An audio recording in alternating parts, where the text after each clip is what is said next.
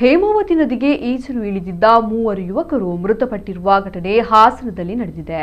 20 ವರ್ಷದ ಚರಣ್ ಮತ್ತು ಮಣಿಕಂಠ, 23 ವರ್ಷದ ಮಿಲನ್ ಮೃತ ದುರ್ದೈವಿಗಳು.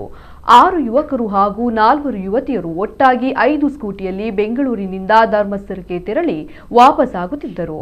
ಬರುವಾಗ ಗೂಗಲ್ ಮ್ಯಾಪಿನಲ್ಲಿ ಪ್ರವಾಸಿ ತಾಣ ಹುಡುಕಿ ಹೇಮಾವತಿ ಹಿನ್ನೀರಿನಲ್ಲಿರುವ ಶೆಟ್ಟಿಹಳ್ಳಿ ಚರ್ಚ್ ವೀಕ್ಷಿಸಲು ಬಂದಿದ್ದರು. ಈ ವೇಳೆ 3 ಯುವಕರು ಈಜಲು ನದಿಗೆ ಇಳಿದಿದ್ದಾರೆ. ಉಳಿದವರು ದಡದಲ್ಲಿ ಕುಳಿತಿದ್ದರು. ಈಜು ಬಾರದಿದ್ದರಿಂದ 3 ನೀರಿನಲ್ಲಿ ಮುಳುಗಿದ್ದಾರೆ. ಇನ್ನು ಇದನ್ನು ಕಂಡ ಸ್ನೇಹಿತರು ಕಿರುಚಾಡಲು ಶುರು ಮಾಡಿದ್ದಾರೆ. ಆದರೆ ಸ್ಥಳದಲ್ಲಿ ಇವರನ್ನ ಹೊರತುಪಡಿಸಿ ಯಾರೂ ಇರಲಿಲ್ಲ. ಯಾರಿಗೂ ಕೂಡ ಈಜು ಬಾರದ ಕಾರಣ 3 ಯುವಕರು ಕೂಡ ನೀರಿನಲ್ಲಿ ಮುಳುಗಿ ಸಾವಿಗೀಡಾಗಿದ್ದಾರೆ. ಇನ್ನು ಘಟನಾ ಸ್ಥಳಕ್ಕೆ ಭೇಟಿ ಕೊಟ್ಟ ಅಗ್ನಿಶಾಮಕ ಸಿಬ್ಬಂದಿ ಹಾಗೂ ಪೊಲೀಸರು 2 ಯುವಕರ ಮೃತದೇಹವನ್ನ ನದಿಯಿಂದ ಹೊರತೆಗೆದಿದ್ದಾರೆ. ಆದರೆ ಕತ್ತಲಾಗಿದ್ದರಿಂದ ಕಾರ್ಯಾಚರಣೆ ಸ್ಥಗಿತಗೊಳಿಸಲಾಗಿದ್ದು, ಇಂದು ಮತ್ತೋರ್ವನ ಮೃತದೇಹಕ್ಕಾಗಿ ಶೋಧ ಕಾರ್ಯ ಮುಂದುವರೆಸಿದ್ದಾರೆ. ಸದ್ಯ ಪೊಲೀಸರು ಪರಿಶೀಲನೆ ನಡೆಸಿದ್ದಾರೆ.